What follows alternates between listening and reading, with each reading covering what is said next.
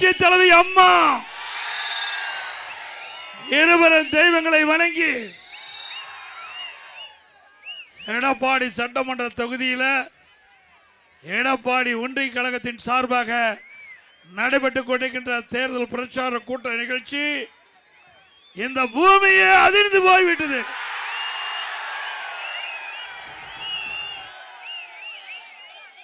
இது தேர்தல் பிரச்சார கூட்டம் அல்ல, அனைத்து இந்திய அண்ணா திராவிட முன்னேற்ற கழகத்துடைய மாநாடு போல் காட்சி அளிக்கிறது. உங்களுடைய ஆரவாரம் எழுச்சி நடைபெறுகின்ற சட்டமன்ற பொது தேர்தலில் அண்ணா திமுக ஆட்சி அமைப்பது 100% உறுதி. இந்த சிறப்பான நிகழ்ச்சியை கலந்து கொண்டு சிறப்பித்துக் கொண்டிருக்கின்ற முன்னாள் அமைச்சர் அண்ணன் செம்மலி அவர்களே, எடப்பாடி ஒன்றிய கழக செயலர் அறிவிச்சாளர் முன்னாள் சேர்மன் திரு ஏ மாதேஷ் அவர்களே, முன்னாள் ஊராட்சி மன்ற தலைவர் தெற்கு ஒன்றிய கழக செயலர் அறிவிச்சாளர் திரு கே துரை என்ற மாதேஸ்வரன் அவர்களே, முன்னாள் ஊராட்சி ஒன்றிய குழு தலைவர் சகோதரி திருமதி குப்பம்மாள் மாதேஷ் அவர்களே, எடப்பாடி ஒன்றிய பேரவையினுடைய செயலாளர் சகோதரர் ஆர் மாதேஸ்வரன் அவர்களே, பேரூர் கழக சார் திரு பி கே காளியண்ணன் அவர்களே, பொதுக்குழு வெங்கடாச்சலம் அவர்களே மற்றும் நங்கவள்ளி தெற்கு ஒன்றிய சகோதரர் திரு செல்வம் அவர்களே, நங்கவள்ளி ஒன்றிய கழக செயலாளர் வடக்கு அறிவிச்சாளர் மாணிக்கவேல் அவர்களே, பேரூர் கழக செயலாளர் ஜலகண்டாபுரம் திரு எஸ்.ஆர்.டி. சிவகுமார் அவர்களே, நங்கவள்ளி பேரூர் கழக செயலாளர் திரு ஆர் சேகர் அவர்களே, வனவாசி பேரூர் கழக அறிவிச்சாளர் ரதிக்குமார் அவர்களே மற்றும் பாஜக மாவட்ட தலைவர் திரு ஹரிராமன் அவர்களே, பாஜக வடக்கு ஒன்றிய தலைவர் சி.எம். பழனிசாமி அவர்களே, பாஜக தெற்கு ஒன்றிய தலைவர் ஜி முருகேசன் அவர்களே, பாஜக எடப்பாடி சட்டமன்ற தொகுதி பொறுப்பாளர் எம் ரவிக்குமார் அவர்களே, பாமக சேலம் தெற்கு மாவட்ட சாத்திரி எஸ்.கே. செல்வகுமார் அவர்களே, பாமக மாநில நிர்வாகக்குழு உறுப்பினர் என் அண்ணாதுரை அவர்களே, பாமக எடப்பாடி கிழக்கு ஒன்றிய சாத்திரி ரவிக்குமார் அவர்களே, பாமக மேற்கு ஒன்றிய சாத்திரி ரவி அவர்களே மற்றும் இங்கே திரளாக குழுமி இருக்கின்ற அனைத்து இந்திய அண்ணா திராவிட முன்னேற்ற கழகத்தில் இருக்கின்ற பல்வேறு பொறுப்புகள் இருக்கின்ற நிர்வாகிகளை, கழக உடன்பிறப்புகளை, கூட்டணி கட்சி சேர்ந்த தலைவர்களே, நிர்வாகிகளே, பெரியோர்களே, தாய்மார்களே, விவசாயிகளே, விவசாய தொழிலாளர்களே, நெசவாளர் பெருமக்களே, விசைத்தறி தொழிலாளர்களே, பணமேறும் தொழிலாளர்களே, நண்பர்களே, வரியது சிறப்பித்துக் கொண்டிருக்கிற வாக்காளர் பெருமக்களே, பத்திரிகையாளர் ஊடகங்கள் அத்தனை பேருக்கும் என்னுடைய முக நன்றி கலந்த வணக்கம். இன்றைக்கு எடப்பாடி சட்டமன்ற தொகுதி அதிமுக கோட்டை. ஜனதாபுரத்தில் நானும் நம்முடைய தேசிய ஜனநாயக கூட்டத்தில் அங்கம் வைக்கின்ற பாட்டாளி மக்கள் கட்சியுடைய தலைவர் மரியாதைக்குரிய நாடாளுமன்ற டாக்டர் அன்புமணி ராமதாஸ் அவர்களும் கலந்து கொண்டு பேசிவிட்டு உங்களை வந்து சந்திக்கிறேன். அதான் சற்று காலதாமதமாகிவிட்டது. ஏன்னா 2 பேரும் பேசி பிடிக்கிறதுக்கு கொஞ்சம் நேரம் அதிகமாகிட்டது. ஆகவே நம்முடைய தொகுதி தமிழ்நாட்டில் எடுத்துக்காட்டான தொகுதி எடப்பாடி தொகுதி. இன்றைக்கு 2011 வெற்றி, 16 வெற்றி, 21 வெற்றி, நடக்க இருக்கின்ற சட்டமன்ற தேர்தலையும் வெற்றி பெறுவதற்கு வாக்களிப்பீர்கள். நடைபெறுகின்ற சட்டமன்ற பொது தேர்தலில் எடப்பாடி சட்டமன்ற தொகுதியில் தலைமை கழகத்தின் சார்பாக என்னை அறிவிக்கப்பட்டிருக்கின்றார்கள். எனக்கு மீண்டும் சட்டமன்ற உறுப்பினராகி உங்களுடைய ஆதரவால் சேவை செய்ய ஒரு வாய்ப்பை தாருங்கள். இந்த பதவி நீங்க கொடுத்த பதவி, இந்த அடையாளம் நீங்க கொடுத்தது. இங்க இருக்கின்ற எடப்பாடி சட்டமன்ற தொகுதியில் இருக்கின்ற எடப்பாடி ஊராட்சி ஒன்றியம், பூலாம்பட்டி பேரூராட்சி இந்த பகுதியில் இருக்கின்ற மக்கள் வந்திருக்கின்றீங்க. நீங்க வாக்களித்து என்னை வெற்றி பெற செய்து அமைச்சராக்குறீங்க. பிறகு முதலமைச்சர் என்ற ஒரு பெரிய பதவியை உங்களால் கிடைக்கும். பிறகு பிரதான எதிர்க்கட்சி தலைவர் மிகப்பெரிய அந்தஸ்தை கொடுத்தீங்க. மீண்டும் இவ்வளவு பெரிய கட்சி பொன்மனச்செம்மல் புரட்சி தலைவர் எம்ஜிஆர் தோற்றுவித்த கட்சி. புரட்சி தலைவர் எம்ஜிஆர் அவர்கள் பொதுச் செயலாளர் தான் கட்சி. அம்மா அவர்கள் பொதுச் செயலாளர் தான் கட்சி. அதிமுக கட்சி. இந்த அனைத்து இந்திய அண்ணா திராவிட முன்னேற்ற கழக கட்சிக்கு பொதுச் செயலாளர் என்ற உயர்ந்த அடையாளத்தை கொடுத்தவர்கள். என் வாழ்நாள் முழுவதும் மறக்க மாட்டேன். என்னுடைய வாழ்நாள் முழுவதும் அடுத்த பிறவி ஒன்று இருந்தா உங்க குடும்பத்தில் ஒருவனாக பிறக்க வேண்டும்.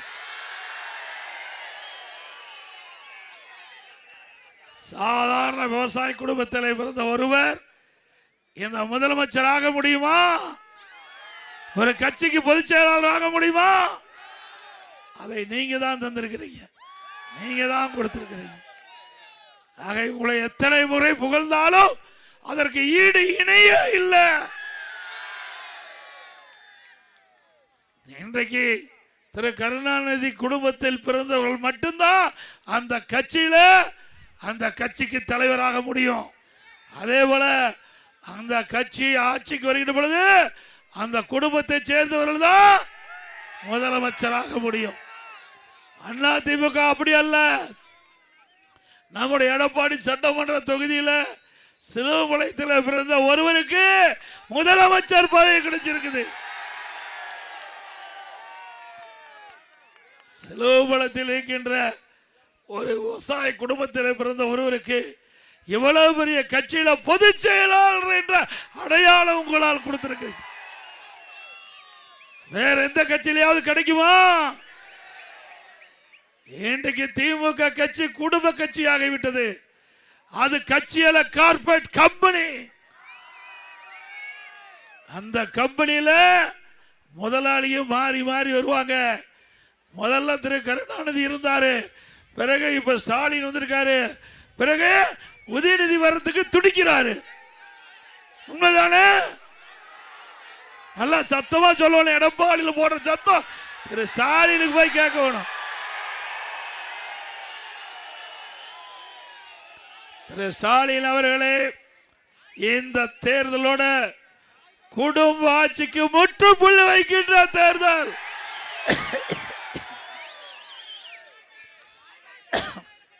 வாரிசு அரசியலுக்கு முற்றுப்புள்ளி வைக்கின்ற தேர்தல் சட்டமன்ற தேர்தல்.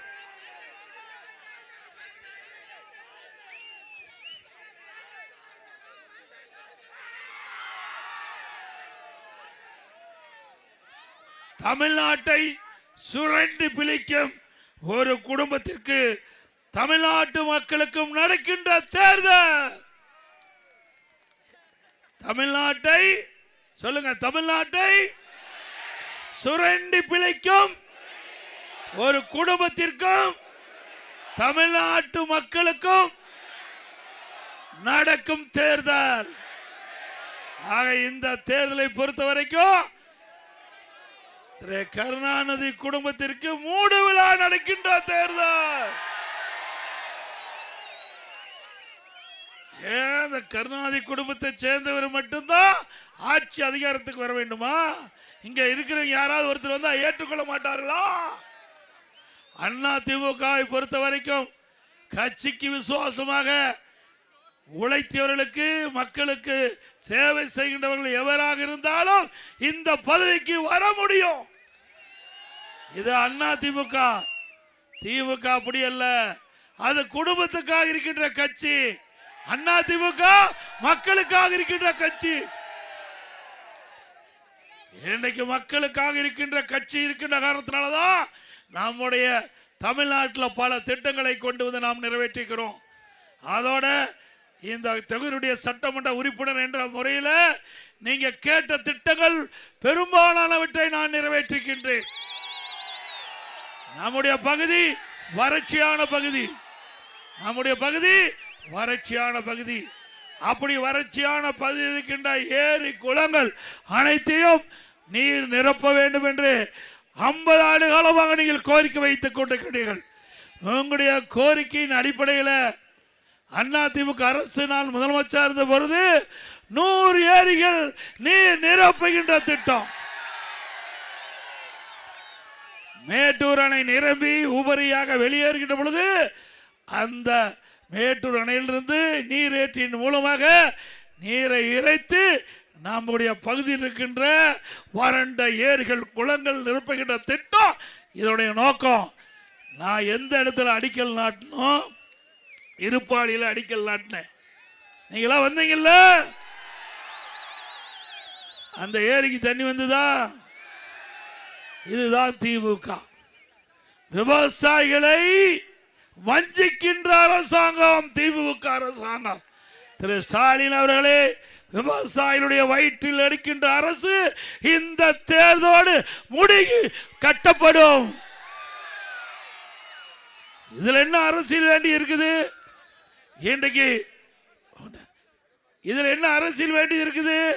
ஒரு அரசாங்கம் இருக்கின்ற பொழுது மக்களுக்கு தேவையான திட்டங்களை கொடுப்பதுதான் அரசாங்கத்தினுடைய நோக்கம். அந்த அடிப்படையில் 50 ஆண்டு காலம் நம்முடைய விவசாயிகள் கண்ட கனவு மேட்டூர் அணை நிரம்பி உபரியாக வெளியேறுகின்ற பொழுது அந்த நீரை நம்முடைய பகுதியில் இருக்கின்ற ஏரிகளில் நிரப்ப வேண்டும். நிலத்தடி நீர் உயர வேண்டும். விவசாயிகளுக்கு தேவையான நீர் கிடைக்கும், குடிப்பதற்கு தேவையான நீர் கிடைக்கும். இதில் என்ன தவறு? இதை அரசியலாக்கி இன்று வரை இந்த திட்டம் முழுமை பெறல.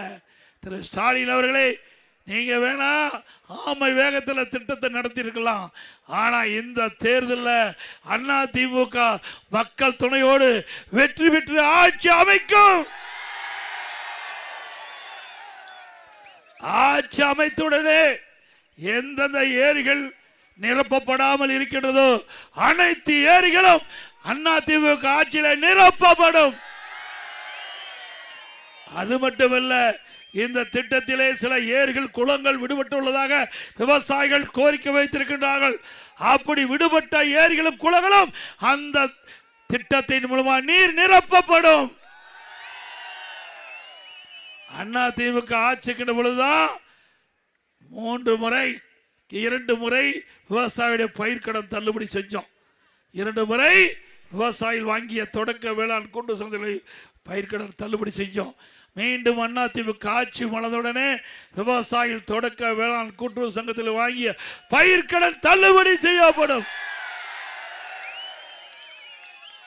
அதே போல குடிமராமத்து திட்டம், அங்க இருக்கின்ற பக்கத்தில் இருக்கிற ஏரி குளம் குட்டை ஏன் மேட்டூர் டேம் அனைத்திலும் விவசாயிகள் விரும்பியவாறு அந்த ஏரி இருக்கிற வண்டல் மண்ணை அள்ளி விவசாயிகள் அவருடைய நிலத்திற்கு இயற்கை உரமாக பயன்படுத்தினாங்க.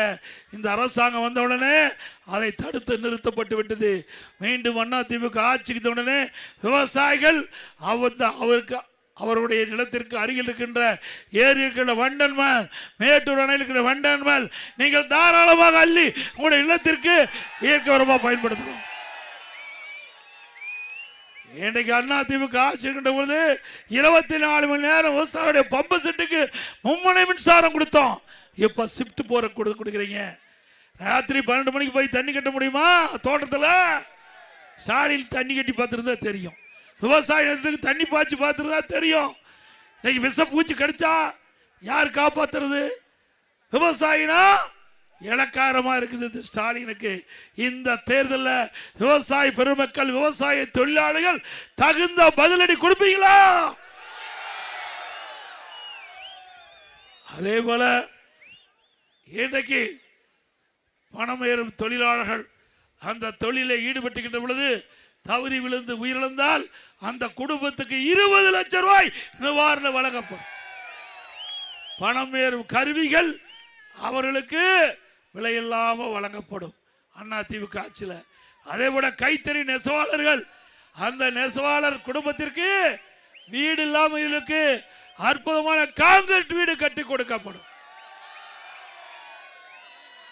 விசைத்தறி தொழிலாளர்கள், விசைத்தறி உரிமையாளர்கள், நெசவாளர்களுக்கு தேவையான நடவடிக்கை எடுக்கப்படும். தற்போது நெசவாளர்களுக்கு 300 யூனிட் விலையில்லாம தர்றாங்க. அதிமுக ஆட்சியுடனே அதை 450 யூனிட்டாக உயர்த்தி விலையில்லாம தருவோம். அதே போல விசைத்தறிக்கு தற்போது 1000 யூனிட் விலையில்லாம தர்றோம். மீண்டும் அதிமுக ஆட்சியுடனே 1400 யூனிட் நம்முடைய விசைத்தறி தொழிலாளர் பயன்படுகின்ற விதமா உயர்த்தி விலையில்லாம உயர்த்தி கொடுப்போம். அதோட இன்றைக்கு திராவிட முன்னேற்ற கழக ஆட்சி வந்தோடனே மின் கட்டணம் 67% உயர்ந்து போச்சு.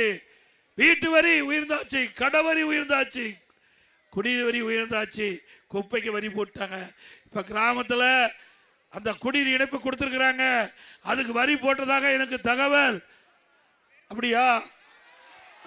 அதிமுக ஆட்சிக்கு உடனே அதற்கு தீர்வு காணப்படும். அதோட நம்முடைய எடப்பாடி சட்டமன்ற தொகுதியில் 16 அம்மா மினி கிளினிக் இருந்தது. 16. இன்றைக்கு ஒவ்வொரு அம்மா மினி கிளினிக்லையும் ஒரு எம்பிபிஎஸ் டாக்டர், ஒரு செவிலியர், ஒரு மருத்துவ உதவியாளர் இருந்தாங்க. வேண்டுமென்றே திட்டமிட்டு திரு ஸ்டாலினுடைய அரசாங்கம் அதை திட்டத்தை ரத்து பண்ணிட்டாங்க. ஏழை மக்களுக்கு சிகிச்சை அளிக்கக்கூடிய அந்த திட்டத்தை கூட ரத்து செய்த அரசாங்கம் திமுக அரசாங்கம். மீண்டும் அதிமுக ஆட்சி அமைந்த உடனே எந்தெந்த இடத்துல அம்மா மினி கிளினிக் செயல்பட்டதோ அனைத்து இடத்திலும் மீண்டும் அம்மா மினி கிளினிக் திறக்கப்படும். இன்றைக்கு அதிமுக ஆட்சி இருக்கின்ற பொழுதுதான் 5763 மனுக்கள் இந்த ஒன்றியத்தில் மட்டும் பெறப்பட்டு தீர்வு காண்டிருக்கிறோம். கிட்டத்தட்ட ஓஏபி மட்டும் 16,626 பேர் கொடுத்திருக்கிறோம். இந்த ஒன்றியத்தில் 16,626 பேர் கொடுத்திருக்கிறோம். பல திட்டங்கள் நம்முடைய எடப்பாடி கொங்கனாவரம் மகனஞ்சாவுடைய கூட்டுக்குடி திட்டம் எந்தெந்த பகுதியில் குடி பிரச்சனை இருந்ததோ அந்த பிரச்சனை தீர்க்கின்ற விதமாக காவிரி ஆற்றிலிருந்து தண்ணீர் எடுக்கப்பட்டு சுத்தகரிக்கப்பட்டு பாதுகாக்கப்பட்ட காவிரி தண்ணீரை கொடுத்த அரசாங்கம் அதிமுக அரசாங்கம். அதே போல இன்றைக்கு பல திட்டம் அதிமுக ஆட்சியில் நிறைவேற்றிக்கிறோம். இன்றைக்கு பசு வீடுகளை கட்டி கொடுத்துருக்கிறோம். இன்றைக்கு நம்முடைய மாணவிகளுக்கு மடிக்கணினி வழங்கணும். அதை திமுக அரசு ரத்து பண்ணி இந்த ஆண்டு அவசரமாக ஓட்டு வாங்குறதுக்காக கல்லூரி மாணவர்களுக்கு கொடுத்துருக்குறாங்க. அந்த திட்டம் மீண்டும் அதிமுக ஆட்சி தொடரும். அதோட அரசு பள்ளி படிக்கின்ற மாணவ செல்வங்கள் அவர்கள் மருத்துவராக வேண்டும்.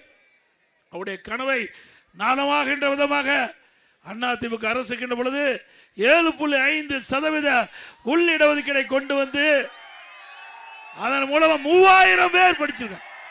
3000 பேர் அரசு பள்ளி படித்த ஏழை எளிய மாணவர்கள், குடும்பத்தில் இருக்கின்ற மாணவர்கள் இன்னைக்கு எம்பிபிஎஸ் படிச்சிட்டு இருக்கிறாங்க. அந்த இடஒதுக்கீட்டில் இடம் கிடைத்தவர்கள் சாதாரண குடும்பத்தை, ஏழை குடும்பத்தை சேர்ந்தவர்கள். மருத்துவ கல்வி கட்டணம் முடியல, அரசாங்கமே மருத்துவ கல்வி கட்டணத்தை செலுத்தும் என்ற அரசாணை வெளியிட்டு ₹1 செலவு இல்லாம இந்த 7.5% உள் இடஒதுக்கீட்டில் இடம் கிடைச்சவங்க மருத்துவராக இருக்காங்க. இது அதிமுக சாதனை. நானும் அரசாங்க பள்ளியிலே படித்தவன். என்னுடைய சிலுவமலை ஊர்ல அரசு பள்ளியிலே படித்த துவக்க பள்ளியிலே. ஆக ஏழைகள் அவருடைய எண்ணங்கள் நிறைவேற்றப்பட வேண்டும். அதே போல எடப்பாடியில கலை மற்றும் அறிவியல் கல்லூரி கட்டி கொடுத்த 2000 பேர் படிக்கிறாங்க. கலை மற்றும் அறிவியல் கல்லூரி. வனவாசியில பாலிடெக்னிக் கல்லூரி 1500 பேர் படிக்கிறாங்க. இன்றைக்கு நம்முடைய எடப்பாடி சட்டமன்ற தொகுதியில் இருக்கின்ற நம்முடைய ஏழை எளிய குடும்பத்தில் பிறந்த மாணவி கூட குறைந்த கட்டணத்தில் பட்ட படிப்பை படிக்கக்கூடிய சூழ்நிலையை உருவாக்கி தந்த அரசாங்கம் அதிமுக அரசாங்கம். அதே போல பல பள்ளிகள் இன்றைக்கு நடுநிலைப்பள்ளி உயர்நிலைப்பள்ளி ஆக்கி இருக்கிறோம், உயர்நிலைப்பள்ளியை மேல்நிலைப்பள்ளி ஆக்கி இருக்கிறோம். இப்படி பள்ளிகள்லாம் திறந்தது அதிமுக ஆட்சியில், பள்ளியை மூடியது திமுக ஆட்சியில். சட்டமன்றத்தில் பள்ளி கல்வித்துறை அமைச்சர் சொல்றாரு, உங்க இஷ்டத்துக்கு மேல்நிலைப்பள்ளி திறந்துட்டீங்க, எங்களால பள்ளிக்கூடத்தை நடத்த முடியல அப்படின்னு 200 பள்ளிக்கூடத்தை மூடி விட்டார்கள். 200 பள்ளிக்கூடத்தை மூடிய ஆட்சி மீண்டும் தேவையா? இன்றைய ஏழைகளும் கல்வி கற்க வேண்டும், ஏழைகளும் உயர்ந்த நிலைக்கு வர வேண்டும். அந்த அடிப்படையில் தான் அதிமுக ஆட்சிக்கின்ற பொழுது அம்மா முதலமைச்சர் இருக்கும் போதும் சரி, நான் முதலமைச்சர் இருக்கும் போதும் சரி, எங்கெங்கெல்லாம் மேல்நிலை பள்ளிகள் கேட்டார்களோ அந்த இடத்துல எல்லாம் மேல்நிலை பள்ளிகளை திறந்தோம்.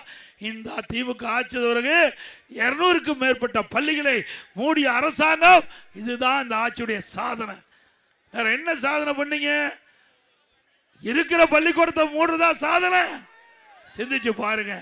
எத்தனை கல்லூரி, ஒரே வார்டில் 11 அரசு மருத்துவக் கல்லூரி, மருத்துவமனை, 7 சட்டக்கல்லூரி, சேலத்தில் சட்டக்கல்லூரி திறந்திருக்கிறோம், 21 பாலிடெக்னிக் கல்லூரி, 68 கலை மற்றும் அறிவியல் கல்லூரி, 4 பொறியியல் கல்லூரி, 4 வேளாண்மை கல்லூரி, 5 கால்நடை மருத்துவக் கல்லூரி, ஆராய்ச்சி நிலையம், பிரமாண்டமான கால்நடை பூங்கா தலைவாசலை கட்டி இன்னும் திறக்காத பூட்டி வச்சிருக்கிறாங்க. நியாயமா? அத்தனை விவசாயி தொழிலாளிக்காக 1200 கோடி முதல் போட்டு கட்டினது. அதுல ஆராய்ச்சி நிலையம்.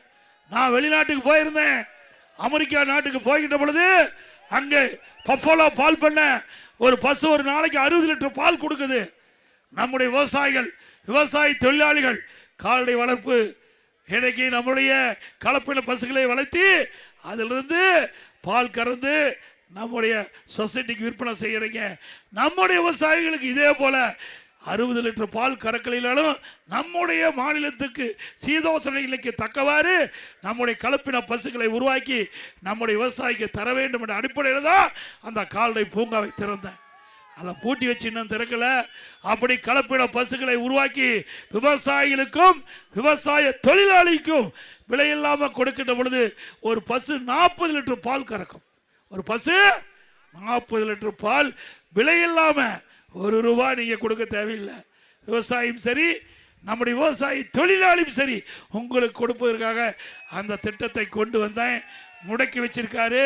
மீண்டும் அதிமுக ஆட்சி அமைந்தவுடன் அங்கே ஆராய்ச்சி நிலையத்திலே, அந்த நாம் கால்நடை பூங்கா ஆராய்ச்சி நிலையத்திலே இங்கே கலப்பின பசுக்களை உருவாக்கி நம்முடைய எடப்பாடி தொகுதி இருக்கிற மக்களுக்கு முதலில் வழங்கப்படும்.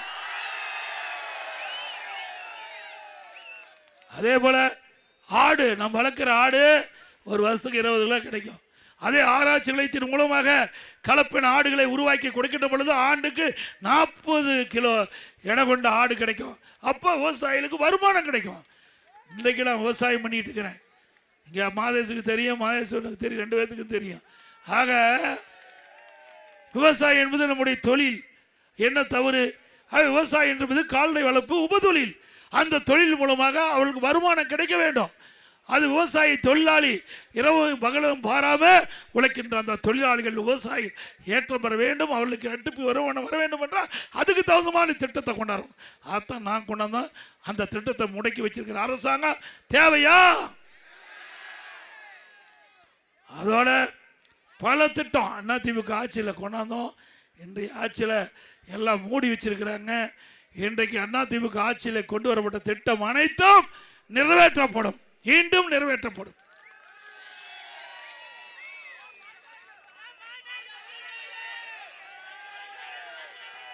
அது மீண்டும் சொன்னா அவர் இந்த மண்ணில் இருக்க வேணும், நம்முடைய ஆட்சியை பார்க்க வேண்டும்.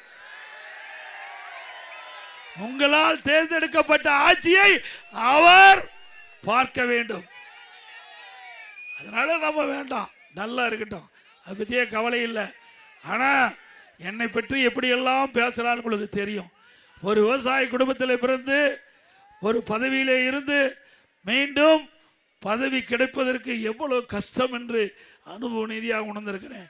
அவ்வளவு கேவலமாக பேசுகிறாங்க. விவசாயி என்றால் அவ்வளோ கேவலமாக நினைக்கிறாங்க. ஆக இதற்கெல்லாம் தகுந்த பாடத்தை புகட்டுவீர்களா? ஸ்டாலின் அவர்களே, சட்டமன்றத்தில் எங்களை எடை குறைவா போட்டு பார்த்தீங்க. இன்னைக்கு பிரதான எதிர்கட்சி தலைவர் உங்களால் அடையாளம் காட்டப்பட்டவன் நான். மக்களுடைய பிரச்சனைய இதுவரைக்கும் சட்டமன்ற வரலாறுல பிரதான எதிர்கட்சி தலைவர் 2.25 மணி நேரம் பேசின வரலாறு கிடையாது. அந்த வரலாற்றை உங்க தொகுதி சட்டமன்ற உறுப்பினர் என்ற முறையில் படித்தேன். நான் கேட்கிற கேள்விக்கு முழுமையா பதில் கிடைக்கல. பிறகு நேரம் அதிகமாயிட்டுது, எனக்கு பசிக்குது. யார்? முதலமைச்சர் சொல்றார். நீங்க நிறைய கேள்வி கேட்டுட்டீங்க, இதுக்கெல்லாம் நான் போய் பதில் தயார் பண்ணணும், கொஞ்சம் ஓய்வு எடுக்கணும், அதனால எவ்வளவு நேரம் இன்னும் பேசணும், இன்னும் நான் 1 மணி நேரம் பேசுவேன். அப்போ முதலமைச்சர் அப்படியே சோர்ந்து போனதையும் பார்த்து நான் இத்துடன் பேச்சை நிறுத்தி கொள்றேன் அப்படின்னு முடிச்சிட்டேன். ஆக எனக்கு கொடுக்கப்பட்ட பொறுப்பு, உங்களால் எனக்கு கொடுக்கப்பட்ட பொறுப்பு, பிரதான எதிர்க்கட்சி தலைவர் என்ற முறையில் நம்முடைய எடப்பாடி மட்டுமல்ல, தமிழ்நாட்டில் இருக்கிற 234 தொகுதி இருக்கின்ற மக்களுடைய பிரச்சனையை இந்த அரசுடைய கவனத்திற்கு கொண்டு சென்று இந்த அரசாங்கம் பதில் சொல்ல திணறி இருந்தது. திணறடிச்ச நாங்க அதிமுக கட்சி.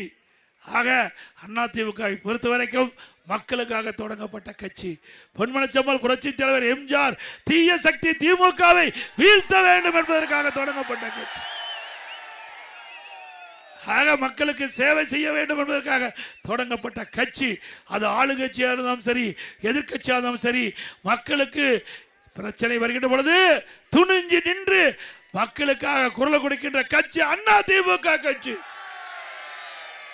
ஆகவே வருகின்ற சட்டமன்ற தேர்தலிலே உங்கள் வீட்டில் ஒருவனாக நான் இருந்து கொண்டிருக்கின்றேன். உங்கள் வீட்டு பிள்ளையாக நின்று மீண்டும் 2026 இப்பொழுது நடைபெறுகின்ற சட்டமன்ற பொதுத் தேர்தலில் தேசிய ஜனநாயக கூட்டணியிலே அதிமுக அங்கம் வைக்கின்றது. அதிமுக சார்பாக எடப்பாடி சட்டமன்ற தொகுதியிலே போட்டியிட்ட எனக்கு உடைய பொன்னான வாக்குகளை இரட்டை சின்னத்திலே வாக்களித்து பெருவாரியான வாக்கு வித்தியாசத்தில் வெற்றி பெற்று இன்னைக்கு எடப்பாடி சட்டமன்ற தொகுதி இந்த முறை வரலாற்று சாதனையை படைக்க வேண்டும். படைப்பீங்களா? படைப்பீங்களா? ஆக எப்பொழுதும் உங்கள் வீட்டில் ஒருவனாக இருப்பேன். எப்பொழுது வேண்டாலும் என்னை வந்து சந்திக்கலாம். இன்றைக்கு உங்களுக்கு அத்தனை பேருக்கு தெரியும், எடப்பாடி ஒன்றியத்தில் சந்து பொந்து அத்தனையும் தெரியும். அனைத்து கிராமங்களும் எனக்கு தெரியும். பெரும்பாலான மக்கள் நேரடியாக எனக்கு அறிமுகம் உண்டு. ஆகவே உங்களுடைய வளர்ச்சி நிச்சயமாக நான் முதல்வர் அதிமுக ஆட்சி அமைந்தவுடனே நாங்கள் நிறைவேற்றப்படும் என்ற நேரத்தில் தெரிவித்து இன்னைக்கு தமிழகத்திலே சட்ட ஒழுங்கு சீர்கெட்டு விட்டது. எங்கே பார்த்தாலும் போதைப் பொருள் விற்பனை, கஞ்சா விற்காத இடமே இல்லை. உண்மைதானே? இந்த ஆட்சியால கஞ்சாவை கட்டுப்படுத்த முடியல. அதற்கு காரணம் கஞ்சா விற்கின்றவர்களுக்கு துணை நிற்கின்றவர்கள் திமுக கட்சி சேர்ந்த நிர்வாகிகள். அதனால கஞ்சாவை கட்டுப்படுத்த முடியல. இன்றைக்கு இந்த போதை ஆசாமியால தினந்தோறு கொலை திருட்டு பாழி வெள்கொடுமை நடக்காத நாளே இல்லை. சிறுமிகளுக்கு பாதுகாப்பு இல்லை, பெண்களுக்கு பாதுகாப்பு இல்லை, வயது மூத்த நம்முடைய பெண்களுக்கு பாதுகாப்பு இல்லை. ஆக இப்படிப்பட்ட ஆட்சி தேவையா? மீண்டும் அதிமுக ஆட்சி மலர்ந்தவுடன் 3 மாதத்தில் தமிழகத்தில் கஞ்சா என்ற போதைப் பொருள் அறவாக ஒழிக்கப்படும். தமிழகத்தில் போதை பொருள் இல்லாத மாநிலமாக அதிமுக அரசு நடவடிக்கை எடுக்கும் என்பதை இந்த நேரத்தில் தெரிவித்து வருகின்ற தேர்தல் திராவிட முன்னேற்ற கழக குடும்பம், திராவிட முன்னேற்ற கழக குடும்பம்னா திரு கருணாநிதி குடும்பம், திரு கருணாநிதி குடும்பம்னா திமுக.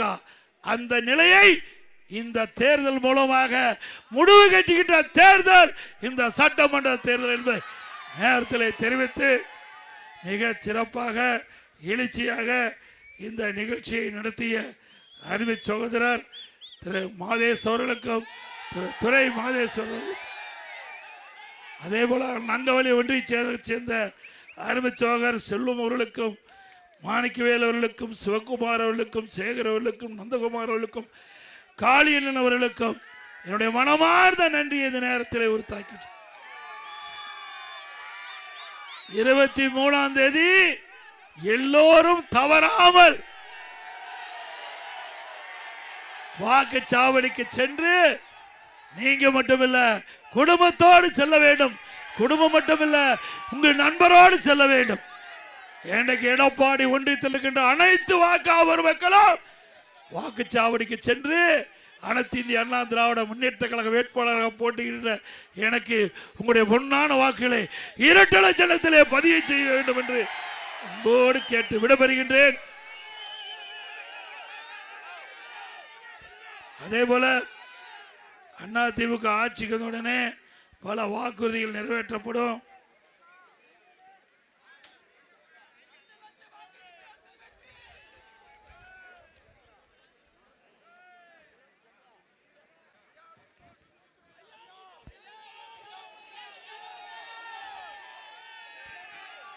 அதிமுக ஆட்சிக்கு வந்தவுடன் விலைவாசி உயர்ந்தாச்சு, வரி உயர்ந்தாச்சு. இதனால் மக்கள் பாதிக்கிறாங்க.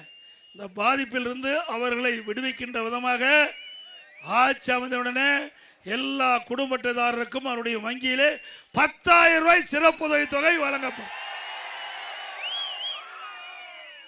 குடும்ப அட்டையிலுடைய குடும்ப தலைவி அவர்கள் மீது வங்கியில் மாதந்தோறும் 2,000 ரூபாய் செலுத்தப்படும். பணிக்கு செல்கின்ற பெண்களுக்கு 5 லட்சம் பேருக்கு அம்மா இருசக்கர வாகனம் வழங்கப்படும். ஒவ்வொரு இருசக்கர வாகனத்துக்கு 25,000 மானியம் வழங்கப்படும். எல்லா குடும்ப அட்டைதாரருக்கும் விலை இல்லாம ஃப்ரிட்ஜ் வழங்கப்படும். எல்லா குடும்ப அட்டைக்கும் இப்ப பொங்கல் தோப்பு கொடுக்கறாங்க. அதிமுக ஆட்சி உடனே அந்த பொங்கல் தோப்போடு 1000 ரூபாய் ரொக்க பணம் வழங்கப்படும். ஒவ்வொரு தீபாவளி அன்றையும் நம்முடைய பெண்களுக்கு அற்புதமான பட்டு புடவை வழங்கப்படும். இப்போ பெண்கள் தான் நகர பேருந்துல கட்டணம் இல்லாம பயணம் பண்றாங்க.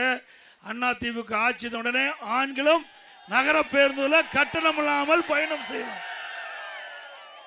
மாற்றுத்திறனாளிகள் கூட்டுறவு வங்கியில் வாங்கி கடன் தள்ளுபடி செய்யப்படும். விவசாயிகள் வாங்கிய பயிர்க்கடன் தள்ளுபடி செய்யப்படும். அதோட இப்ப ரேஷன் கடையில் போடுற அரிசி தரம் குறைவாக இருப்பதாக என்னிடத்திலே புகார் செஞ்சிருக்கிறாங்க. அதிமுக ஆட்சி உடனே மளிகை கடையில் எப்படி அரிசி இருக்குதோ அதே தரமுள்ள அரிசி ரேஷன் கடையிலே வழங்கப்படும். அது மட்டுமல்ல, அரிசி விலை இல்லாம வழங்குறோம். அதே போல பருப்பு ரேஷன் கடையில் விலை இல்லாமல் வழங்கப்படும். எண்ணெய் விலை இல்லாமல் வழங்கப்படும் ரேஷன் கடையில். அம்மா இல்லம் திட்டம் ஏற்கனவே நான் குறிப்பிட்டவாறு இன்றைக்கு இந்த மண்ணில் பிறந்த ஏழைகள், அது எந்த ஜாதியினே கிடையாது, எந்த மதனும் கிடையாது, அவளுக்கு வீட்டு மனை இல்லை, வீடு இல்லாமல் இருந்தால் அந்த குடும்பத்தாருக்கு அற்புதமான காங்கிரீட் வீடு கட்டி கொடுக்கும். பட்டியலின மக்கள், ஆதிராவிட மக்கள், அருந்தியர் மக்கள் அவர்களுக்கு வீடு இல்லாமவர்களுக்கு அற்புதமான காங்கிரீட் வீடு கட்டி கொடுக்கப்படும். அந்த குடும்பத்தில் பிறந்த ஆண் வாரிசுகள், பட்டியலினத்தில் ஆதிராவிடர், அருந்தியர், அந்த குடும்பத்தில் பிறந்த ஆண் வாரிசுகள் திருமணமாகி தனி குடித்தனம் போகின்ற பொழுது அவர்களுக்கு அரசாங்கம் சொந்தமா நிலம் வாங்கி காங்கிரீட் வீடு கட்டி கொடுக்கப்படும். பட்டப்படி படித்து வேலை வாய்ப்புல பதிவு செஞ்சு வேலை கிடைக்காம இருக்கின்ற இளைஞருக்கு மாதந்தோறும் 2,000 ரூபாய் உதவித்தொகை வழங்கப்படும். +2 வரை படித்தவர்களுக்கு 1000 ரூபாய் கொடுக்கப்படும். முதியோர்களுக்கு வழங்கப்படுகின்ற ஓய்வூதியம் 2000 உயர்த்தி வழங்கப்படும். அதோட கட்டிட தொழிலாளர்கள் அந்த பணியில் ஈடுபட்டுகின்ற பொழுது தவறி விழுந்து உயிரிழந்தால் அந்த குடும்பத்துக்கு 25 லட்சம் ரூபாய் நிவாரணம் வழங்கப்படும். படுகாயமடைந்தால் 2 லட்சம் ரூபாய் வழங்கப்படும். இப்படி பல திட்டங்கள் நிறைவேற்றப்படும் என்பதை இந்த நேரத்தில் தெரிவித்து, மக்களை காப்போம், தமிழகத்தை மீட்போம்,